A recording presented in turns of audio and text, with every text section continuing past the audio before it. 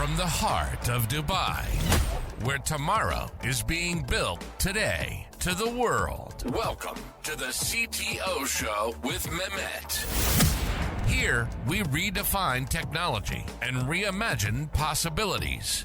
With Mehmet, delve into the riveting realms of AI, cybersecurity, and digital technology. Experience the thrilling highs and lows of startups. Immerse yourself in the spirit of entrepreneurship and witness the future of business innovation being written in real time. Now, without further ado, let's tune in and explore the future. Hello and welcome back to a new episode of the CTO Show with Mehmet. Today I'm very pleased joining me, Merag Shahzad. Merag, thank you very much for being with me on the podcast today. The way I love to do it is I keep it to my guests to introduce themselves, tell us a little bit more about you, your journey, and what you're currently up to, and then we can start discussion from there. Just I would give a teaser to the audience. We're gonna talk about everything, marketing, digital marketing, and branding, social media. So, Miraj, the floor is yours. Thanks for having me, Mehmet. I'm very keen to tell your audience what we know and what's currently going on in the digital marketing space, but also in the AI marketing, AI tech industry.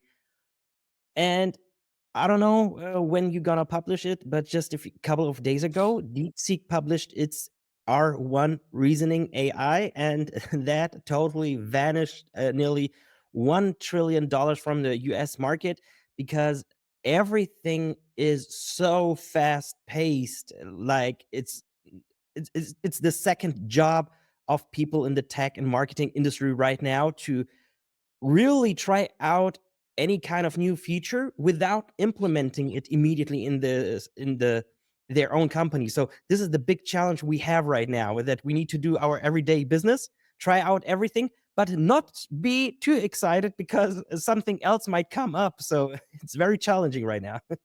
Absolutely. So the audience knows the transparency I usually have. So we're recording, on 29th of Jan. Probably you are watching or listening to this. It was released on second week of February, so not that far. And as Miraj mentioned, like the beginning of the weeks of 27th of Jan, we had the crash in the stock market because of DeepSeek. So you can relate. And I'm sure, by the time this is out, people would be still speaking about that.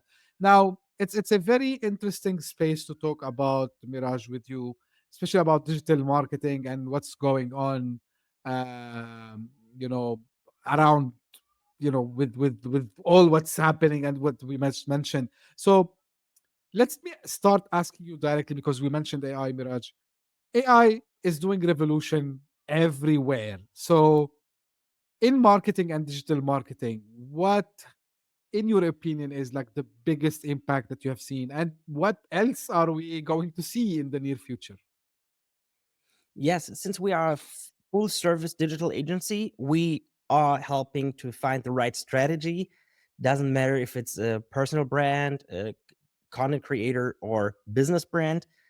And what revolutionized our everyday life was a little earlier than ChatGPT introduction to the public. It was already Jasper AI. I don't know if people are aware of it. It was already released 2-3 years before ChatGPT that helped us generate blog articles based on the most common AIDA system or PAS system, what is very common to build landing pages, blog articles, etc. And we used it once it was introduced immediately.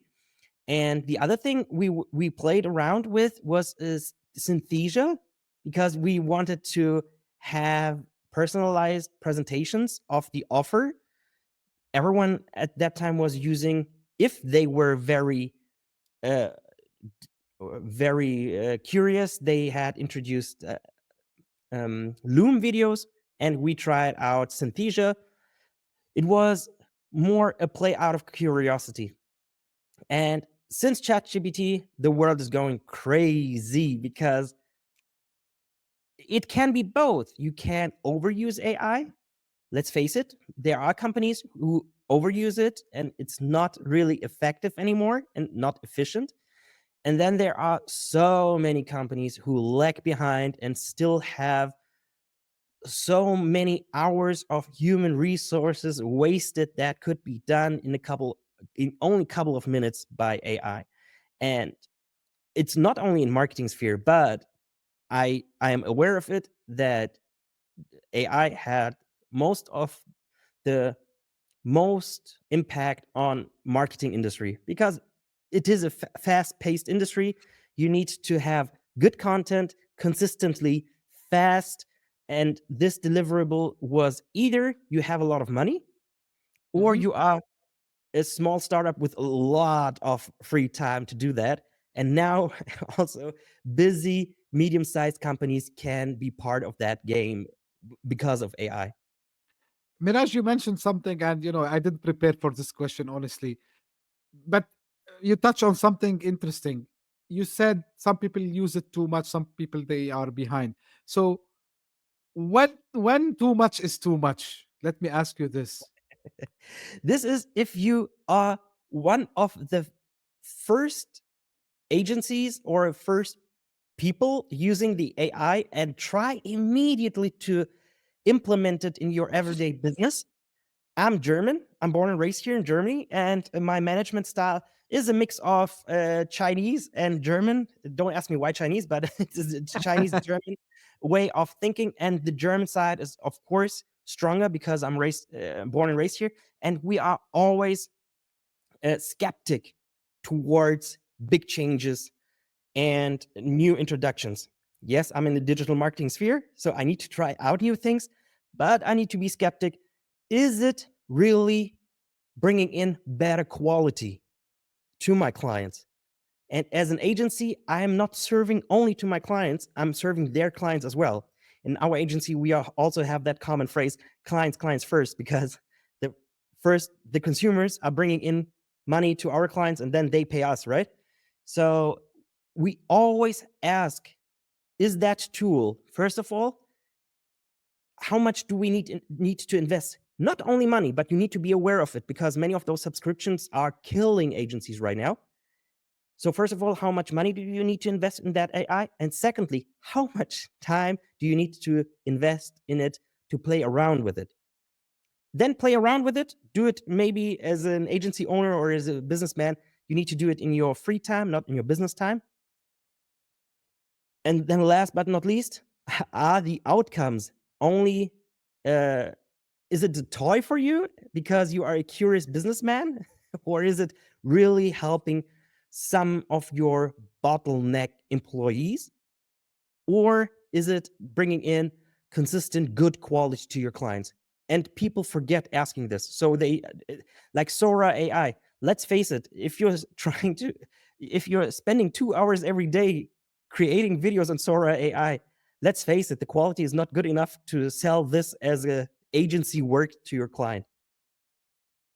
Like again, it triggered a lot of things in my mind, Miraj, now. And like, see, here's also my question. So with these tools, I believe as an agency, you would also advise your clients like which tool fits what, right? But there must be like something which is a must have and something, which is customized to different use cases. So because you mentioned Sora, you mentioned a couple of other things.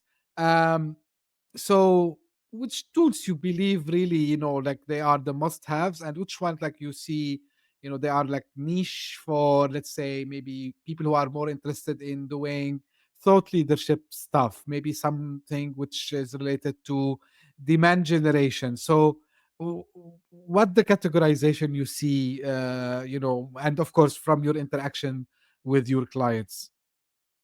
What every user of the internet, whoever has a smartphone, should have at least those three AIs if it's affordable. Please have ChatGPT, the 30 euro or $30 version.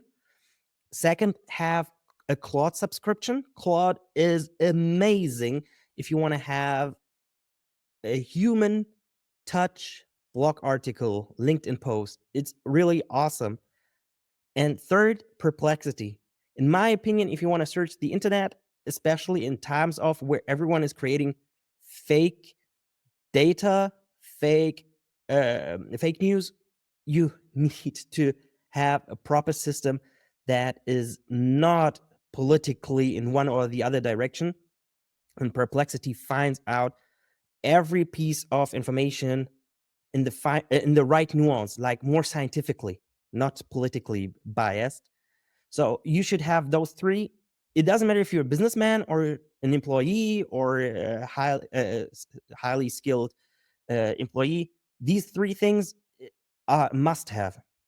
Also, already, if you want to reason about a few things, I don't write anything note on paper anymore if I am in a meeting. I try to keep everything in mind, and once I leave the client, then in my car while commuting, I'm talking with ChatGPT because I tell him, I will tell you now everything from that meeting in an unordered way. Then please order it. And you already know how I work. So please give me, for my project management tool, the right staff, the right priority, and then it's done. And then I send it to my project manager. Cool, super cool. Now, also one thing, Or which sorry, is yeah, one other thing about ChatGPT. Uh, do you use it also in your personal life? It's not a business thing to use AI. It's also making you as a human being more efficient. Like my wife sends me a list of groceries. We need milk. We need this. Before I was a stupid because if you're working in IT and marketing, you usually become like a list person and top right. priorities top. So it was like get milk, get banana, get yogurt, then back. So I was walking from one aisle to another and back and forth, wasting time because my mind was so full of work I couldn't be efficient anymore when doing grocery shopping. Now I make a screenshot, put it into ChatGPT. When I go from my card and enter the store, in just this short time, I make the screenshot, send it to ChatGPT, and tell it, I'm going to this kind of grocery store and give me the list in the order of the aisle from start to end. That's it. It's like if you think about it from business perspective, it's kind of also optimization for the business processes also as well, right? So you Yes. can, and when it comes, of course, to digital marketing, I believe there's a lot of benefits of doing this way. Now, one of the things, Mirage, which I started to see, like you remember, and maybe this is a marketing meme also as well. If you remember when everyone started to adopt the cloud, there's this famous meme of the old man yelling at the cloud thing. So now we are seeing kind of people who are complaining. Sometimes I I don't complain, but sometimes I get like also irritated by, for example, people exaggerating the use of AI in a sense. For example, the comment, if you post something on LinkedIn, you see the comment, it's very obvious it was generated by AI. Like, also, when they post something, a post, whether it's on LinkedIn or like any other social media platform. Now, don't get me wrong, people, I use AI, but and I want you first to clarify this, and then I'm gonna share. Maybe I shared before, but I'm gonna reshare again how I use AI when I post. But from your perspective, Mirage, like how we can keep the authenticity, and like how we can let people also, you know, still get engaged even if we use these AI tools. This is also one way how AI is overused is that people are forgetting it needs the human touch. You can't just simply give a prompt and tell it, hey, write me an article about, let's say, about car insurance. It will generate a dull article that has no further anecdote, no further real life experience, no value at all. So, to make it really part of your experience, it needs to extend your experience. That means it still needs an initial thought process of yourself. You need to tell, hey, I had this kind of client. she had a car accident. Usually others insurances would handle it that way, but because we have implemented this and this tech or process, it helped her to helped her, and we found the true reason why this car accident happened. This is a personal anecdote, and AI can't make it up because it was something from your life, from your experiences, and this is the way how people connect with you, right? So don't don't just prompt it to generically. Generic prompts deliver generic outcome, and you need to be fully aware of it. In my agency, we have a very strict rule. It is first outline everything yourself. You may use like Perplexity to find out a few data and sources whatsoever, but anecdotal is the way to go because this is how people will remember your story and your value, etc. Write it down and then feed AI with it. And by the end, you can go back and forth with the AI, but in the end, you still need to give it your human touch to it. Right. Now, it's not different from what I do. Um, so I gonna give and correct me, Mirage. You are the expert. I'm not the expert, but I mean, when it comes to especially being outside. So myself, I'm not a native English speaker, right? So I'm half Turkish, half Lebanese, living in Dubai, right? So English is not it's not my first language. It's not my native language. So but for me, when I go out in front of people, and I don't hide this, so I can make mistakes. But when you have a tool that can sharpen, my, you know, language, let's call it this way, why not, right? So Mhm, if you remember, if people remembers, like the first time when Microsoft Word appears and had the spelling correction thing, it's mhm, amazing because you don't need to write something wrong. So it's nice. So the first thing I do with AI, so I have my idea, what I want to talk about. So I write it. And then the first thing I tell, I write to ChatGPT, s- proofread it, just proofread it, right? And then the next, thing I write or like I prompt is I ask ChatGPT, okay, do you think it's clear enough? Do you think like the way I put it? And then it say, okay, for clarity, I suggest you do this, right? So always is like I put this. Now I'm gonna give you I give the audience another trick, and I'm sure you know it, Mirage. So because now I've been using ChatGPT for almost 2 years, now it more or less knows my style, right?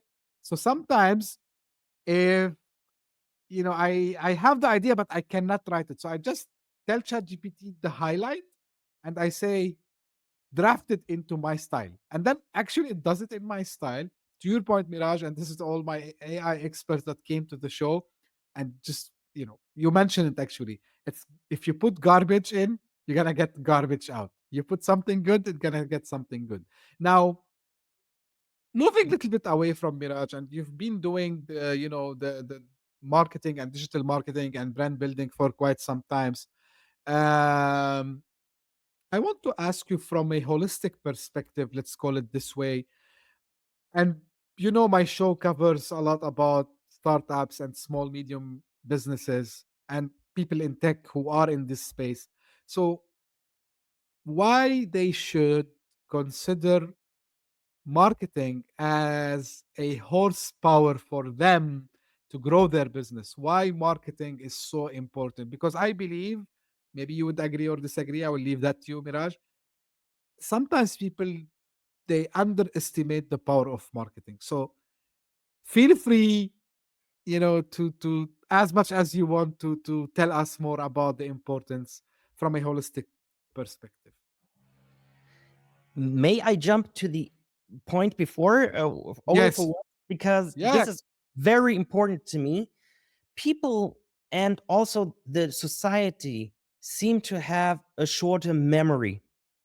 Hmm. That becomes more and more dangerous, and we become more a kind of a junkie to the industry more and more. We become senseless consumers.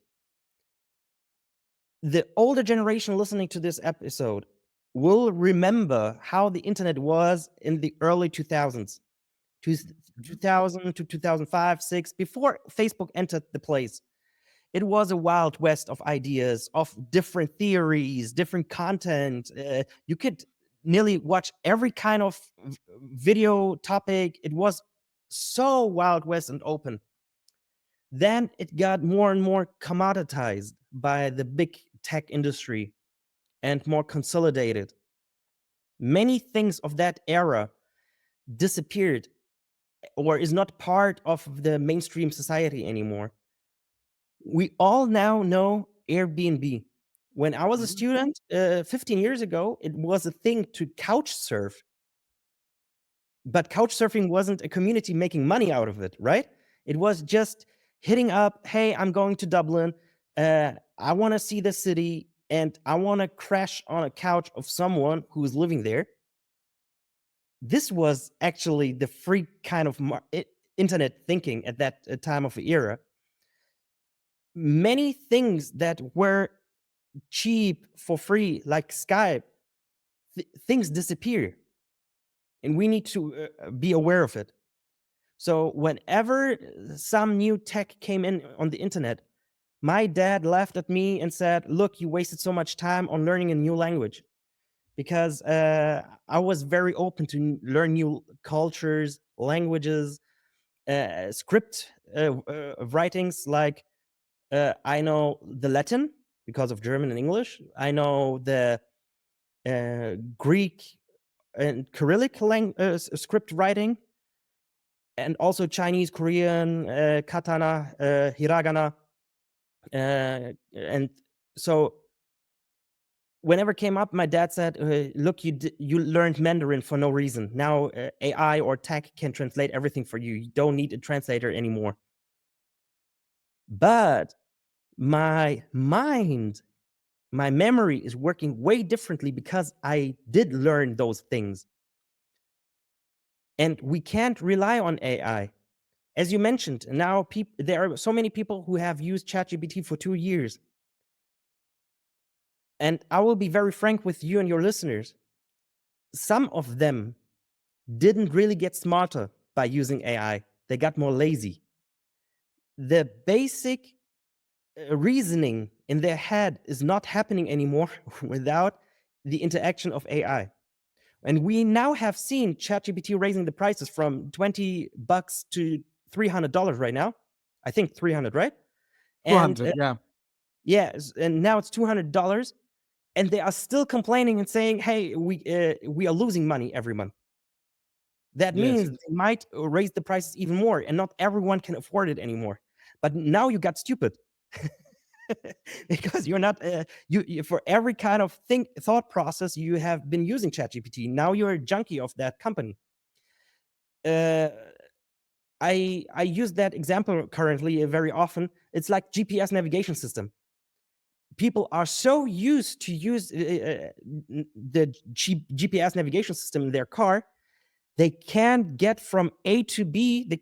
Some people I know in my family can't even find their house without GPS anymore in their home city. Right. This is dangerous. Yeah. Yeah. Absolutely. So back to the holistic approach of the marketing, Miraj. Yes, it's very important to have a holistic approach in especially digital marketing, but also marketing as a whole, because people aren't buying your product.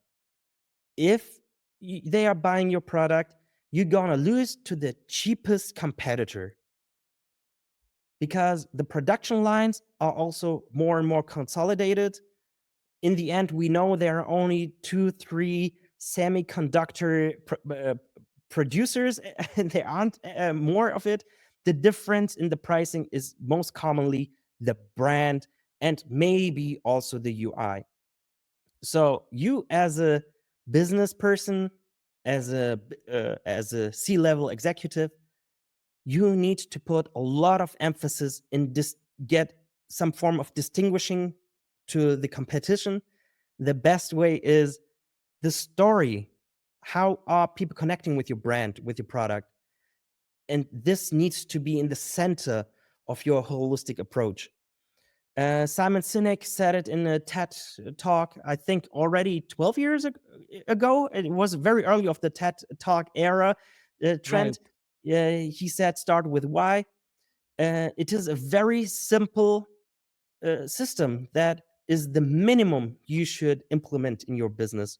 So start with why from Simon Sinek, if I may sum it up very quickly, is many people are selling the what, but the what is the outer space and no one feels connected with you, the producer, the brand, or your company, the salesperson.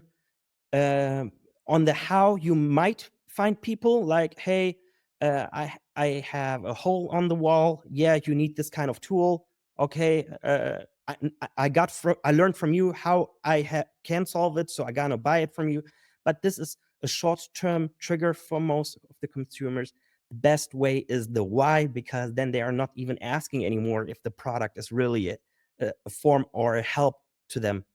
Most commonly, people say Apple is the best example for this, and they did it correctly. How much emphasis did Steve Jobs put into the whole storytelling, marketing, positioning also towards the mainstream, that we are thinking different, we are also more creative. That's why we have different fonts from day one, not like the Microsoft users. So it is the whole story, the whole narrative, and of course, the value you have set for your company. Oh, and let's be frank, I also know many companies, they have never created an elevator pitch for themselves. They have never defined what the values are of their business. So first steps are these, and then really define what, how, why, build a story around it, and now be consistent in every form of communication to the outside world about it. Absolutely. And the example you gave, actually, I was about to ask you next, like, which brand do you think like they mastered? And you answered Apple, of course. And to There are me, many. Nike is a good example how you can I wanted to curse, sorry. how you can destroy a brand. Nike is a very good example, because it was, since the beginning of Phil Knight, it was not about, hey, you can do better running with those shoes. You can do better walking, jogging, because I think he started with jogging, if I remember correctly. And it was always about the lifestyle, freeing up you as an upcoming or already athlete. It right, gives you its mindset. And the whole commercial of Nike was similar to Apple. It was never about the product itself. It was never about the price. It was most commonly about the lifestyle, the feeling, the connection between the consumers and Nike is just to get started. right, right. So it's a Just message. the message. And now, since the new CEO came into the game, who put everything, all the budget of the marketing nearly solely into um, into performance marketing, he didn't invest enough into the branding and connecting messages with the audience. They lost value. Right. Because there is a young generation who doesn't feel the same way with Nike anymore, because they haven't been played on Nike didn't play enough videos about their core values to that generation anymore. It was solely performance and influencer marketing, and that is not good, because we all know influencers are changing the brand they are wearing for a buck more. This is very interesting now, Mirage. And by the way, um, we're seeing this not only for B2C brands, we're seeing even this for B2B brands. So Yes. influencers and the Gen Zs, are part of the game, and the creators economy now, it looks like the mainstream. First, let me ask you, is this now, the norm? Which is like, for example, as an agency, I'm sure also you advise your customers on this. And platforms are changing by the day. So let me divide it and make it easy. So let's make it as a conversation. So let me start. Is it the norm now? Because I don't want to overwhelm you with the questions. So is it the norm now to go with the kind of influencers, whether it's a B2C brand or B2B brand? Is this a case? You don't have necessarily an advantage anymore if you are putting a lot of effort into your personal brand. Mm-hmm. It's, in my opinion, already a necessity. In some Mm-hmm. form or the other, you as a founder, you as a business owner, or at least you as a business owner need to find someone in your company who gives you the permission to use his face as the personal brand part. You definitely need this, because you can see it on LinkedIn. How many posts do you still see of businesses, and how many do you see personal brands of the businesses? Yeah, but yeah, more of the second, right? Way more, way more. And the content style also totally changed. The content style is mostly left only with face, some selfies, some group photos, anecdotes, personal stories, background stories. And so it's first about connecting. So first it's about the why, then the how, then the what. The same as Apple, just put into the modern way of the what the algorithm wants from us. The algorithm tells us the interaction rate is important. So, and the fastest and cheapest way is definitely personal branding. And the second version is, I don't like it so much, but it's very effective. Is being very polarizing. Okay. Now, you are triggering a lot of questions in my mind, Miraj. And this is across, by the way, guys. Like this is if you are a startup, you are like a small business, doesn't matter. Even you are a person, as Miraj mentioned. Now, what's like fulfilling the algorithm, right? So back to the point of authenticity. Now, uh, don't get me wrong. Don't get me wrong, people. Don't get me wrong. But when I start to see in my feed kind of the same pose, right? People taking selfie. So I feel okay. So like we're kind of becoming a robot, and we becoming, don't again. I don't want to curse, and I'm trying to find the light word for this. We kind becoming robots ourselves, fulfilling the order of the algorithm, which I don't like much now. But I understand at the same time, from business perspective, and to get the results, you need to fulfill with this. Again, what is the balance, the right balance here? This is a very good question. This is also the main part of what we get paid for. We as an agency, we are paid for building a strategy that is highly customized to the business. And of course, some of the KPIs are, how many views did we get? How many conversions did we get? In our first and foremost, most important KPI is definitely how much money did we get for our client. That can be differently. The first version is go full volume. You need millions of clicks in a month so that at least 0.5% of the people get converted. Or the other way is, you could, and this is what I highly recommend to anybody starting, is be a very niched person in as a personal brand, because then only with 500 views on every video, it's enough. If you post one video a day, you still have reached thousands of people, tens Hmm. of thousands of people. But since your topics were so niche, they're gonna have that feeling, oh, Mehmet is the only person who can solve me this problem, because he's talking a whole month, the last 30 days, he was talking only about this one problem, this one solution. I couldn't even consider someone else.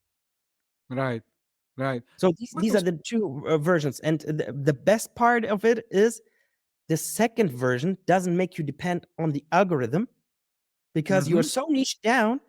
You can just use your personality, find a content format series that is very close to what you like doing anyways, what is close to your personality. Because we always ask the companies we are working with, what kind of content do you like? Because Mhm. if you're running a business, if you're a C-level executive, you are already working. I'm very sure about it. You don't need to tell me. You're definitely working 60, 70, 80 hours minimum every week. Where do you find the time to produce the content for the personal brand?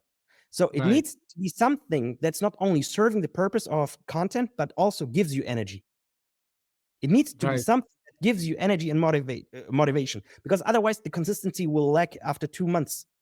Maybe even after right. 2 weeks, you say, hey, I can't do those short form videos anymore because it takes my energy, my time, and etc. So is it texting? Then write article, write post, be a guest author. There are many opportunities. And if you like talking, like most salespeople, then try to tell your story a little more condensed, because most salespeople are talking too much. Make it more condensed and be a podcast guest. Okay, yeah. So this is that's really reasonable, and I like this approach, Miraj, because I believe what's Strategic. more exactly. So and you mentioned it, and I know from myself, right? So I think I gotta leave it to you to put the percentage. That's large. I would say large amount. I mean, or large chunk of the success is consistency. Um, if this podcast exists now, it's because it came out of a passion. It came out of a kind of, I said, okay, I have this dream to be a podcast host. And by the way, I set the expectations low. I set the bar low at the beginning. And I said, okay, but I gotta keep doing it. And you know what I said? If even have one listener, I'm happy. You know, if I receive like one feedback, I'm happy. And I kept doing it and it paid off, right? Of course, it Mm. didn't happen. It didn't happen overnight. But to your point, like this is kind of a proof to what you said. It's right. Of course, I know, and people knows that it's consistency. And I think this is where your role comes also, Mirage, because you can take this burden of uh, of the clients who are, as you said, they are, oh, I don't have time, I cannot commit to this. And but yeah, you are in safe hands, I think, with your some, I mean, agencies like yourself. Am I correct? It's also a thing of how you define the right KPIs. You Mm-hmm. can't just copy paste the ChatGPT answer to it, because everything is highly individual and should be customized to your everyday life. Because when I thought the first time of, hey, I would love to start a podcast, I like how what Joe Rogan does. Joe Rogan has the opportunity to invite any person in the whole wide world and tell him, hey, I would like to have you as a podcast guest. And then the person flies in to Austin, Texas, and talks with him for 3 hours. I thought, Yeah, damn it, if I'm 60, 70 years old, this is a very nice business. This is a very nice business. I get smarter. I can invite people that I like, and I can have a conversation with. But now let's break it down strategically. Joe Rogan is talented. He- First of all, the decision of who his guests are, very, very important, because it's all the topics that he's very genuinely curious with, or is well educated about. The second thing is he's so trained. He does it for a decade, over a decade already. So he knows how to ask people, how to put limits and boundaries to the guests, because some of the guests are also freaks and narcissists and etc. He knows it also. So he knows how to put the boundaries, and yet he also knows how to make that episode very interesting. yeah, yeah. He knows how to be genuine to himself and to his guests, but also to the algorithms. Absolutely. I think talk about Joe Rogan, and of course, like maybe some people would say, okay, what's the relation CTO show tech startup with Joe Rogan? So the thing is, to your point, Mirage, I think what he mastered also the flow, right? So he knows also how, what I call in sales and even marketing perspective, the customer journey, which is in this case the audience journey, right? So he knows how Exactly. to set. how to set the stage. And if you see like the key moments, and if you go and later on find when they happened, of course, I had to learn this because when I decided to become a podcaster, I need to learn these things. And then, how to take the flow. I mean, the customer journey, the audience journey, where 100%. to start, and how to get them excited. And what he does, to your point, very well, the moment he feels that, okay, things are going out of control, so he knows he does his magic and he brings things back to order Yes. without actually letting his guest, or her, the person with him, knows about it. Absolutely. Now, And then sorry, yeah, to sure. finish that point about the KPIs. So I wanted to become Joe Rogan, but how does it work out that in the future I could be Joe Rogan? So first of all, build an authentic, genuine personality. Hmm. You don't need to be 100% yourself, because Joe Rogan also mentioned that it's strange for him that people are so sure that they would know him. It's Yeah. only one part of his personality. It's not 100% his personality. So authenticity means that what you say is what you mean, not that you show all your emotions to the whole wide world.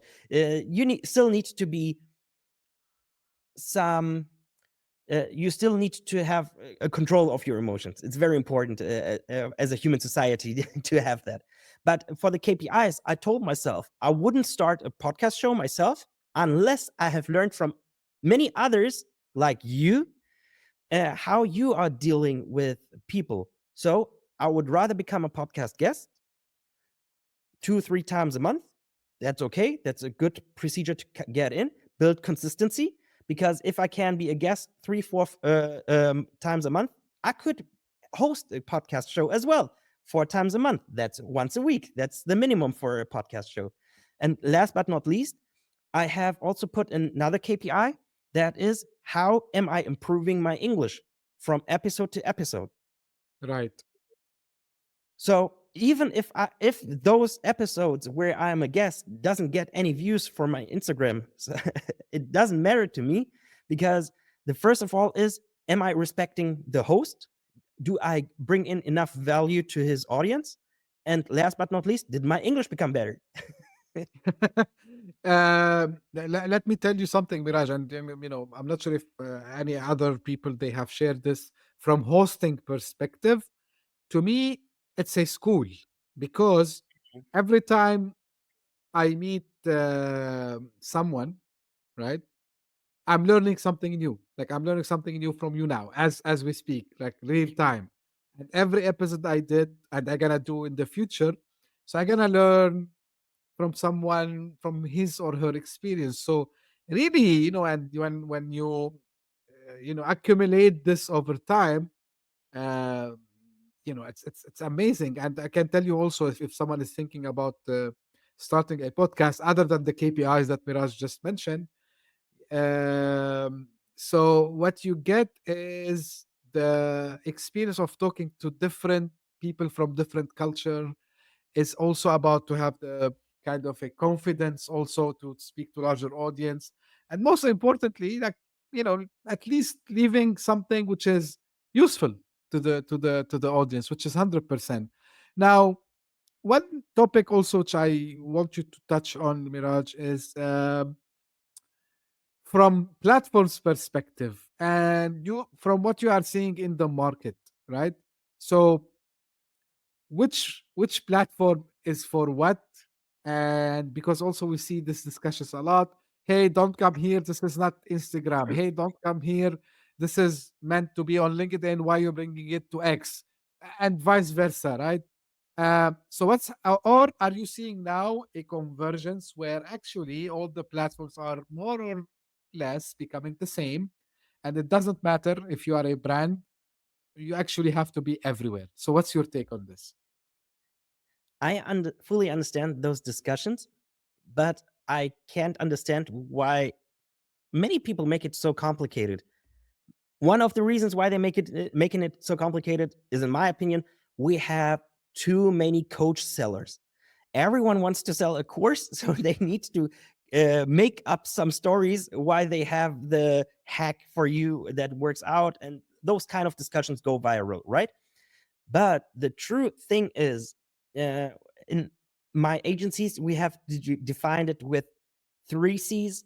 Later, we have added the 4 C's, and the fourth one is the answer to your question. Is if you want to build some consistent content format successfully on social media, you need to have first content. Content needs to be very close with the person or with the company's values, and it needs to have some form of value, entertaining or information. Second is consistency. Consistency is definitely, as you've mentioned, the most important thing, because shorter or later you're gonna be successful, because you're gonna learn from your mistakes. If you're not one of the most stupid people in the world, you will find it. Maybe it takes 1 year, maybe it takes 6 years, doesn't matter. Then the third thing is community.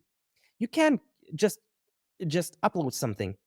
It's I I have read it's 500 hours of content uploaded to YouTube every minute. So how do you want to pop out of this mass of content that is uploaded? So be a social person, like outside. Talk with other accounts in your niche. Talk with accounts outside of your niche.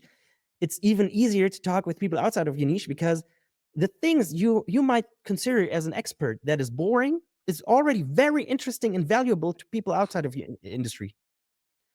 So this community, and the last thing is culture. Respect the culture.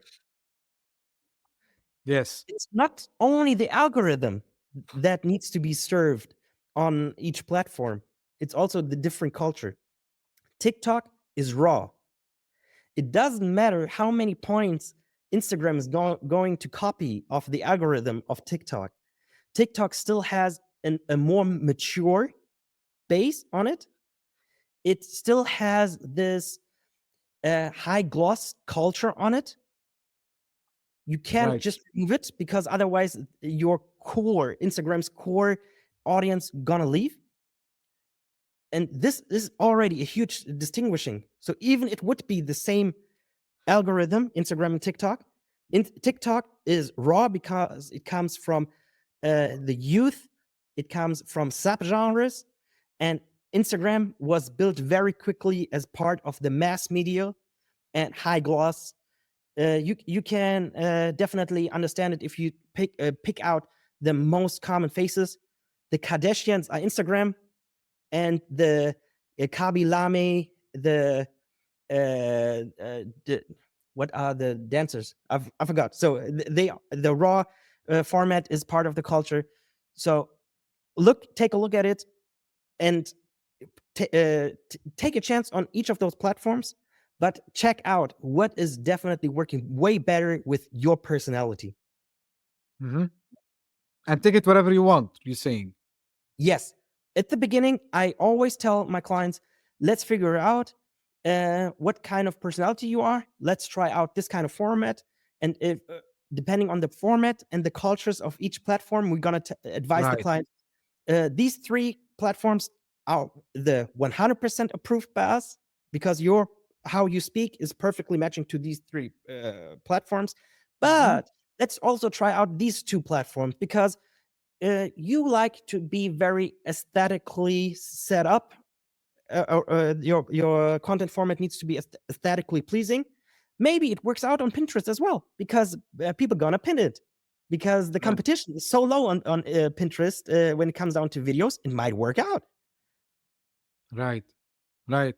Absolutely true. And thank you for bringing the cultural nuances, Miraj, to the to the discussion, because I think it's something underrated as well. So from 100%. yeah, so we need to understand also this, to your point, and I like the way you describe it. So it's like you have to try. You never know if you don't try. And then you insisted, which I'm happy about, the KPI. So how are we gonna measure the success? So 100% on this. Now, as we are wrapping up, Miraj, final thoughts and where people they can get in touch with you. Thanks, Mehmet, for this opportunity.